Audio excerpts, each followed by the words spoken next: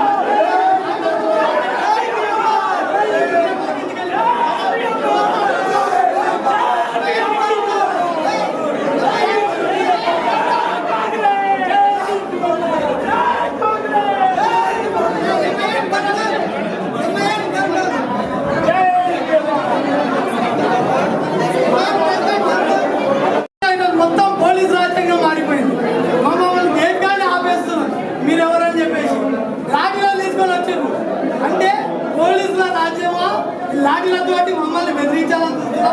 మరి అలాంటప్పుడు పోలీసులు మీటింగ్ చేసుకోవాల్సింది. మమ్మల్ని ఎందుకు పిలిచిరు? లాఠీలు చూపించి బెదిరించి మొత్తం కౌన్సిల్ని మొత్తము పాటుపడాడు. ఇంతవరకు ఇట్లా పోలీసులు అందరు కూడా ఇక్కడ పై దాకా వచ్చేసి లాఠీలు చూపించి కొడతాం, మిమ్మల్ని బెదిరిస్తాం, మా కాంగ్రెస్ పార్టీలో ఇదే అని చెప్పేసి ఇంతవరకు చెప్పినా ఇంతవరకు పైకి రాలే ఎవరు కూడా పోలీసులు. ఇన్ని కౌన్సిల్ అయినాయి, ఎప్పటి నుంచో మొత్తము మున్సిపల్ చైర్మన్ వస్తారు, అందరూ వస్తారు, కానీ ఎప్పుడు కూడా పోలీసులు ఈ విధంగా లాఠీలను తీసుకొని పైకి రాలేదు. సవినంగా తెలియజేస్తున్నారు. ఎంత చెయ్యి అంటే ఎంత నిర్లక్ష్యం వీళ్ళది.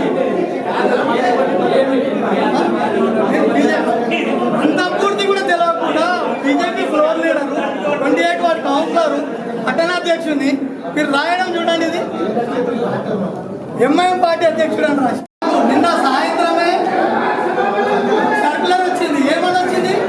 డబుల్ బెడ్రూమ్ ఇండ్ల గురించి చర్చ జరగాలి.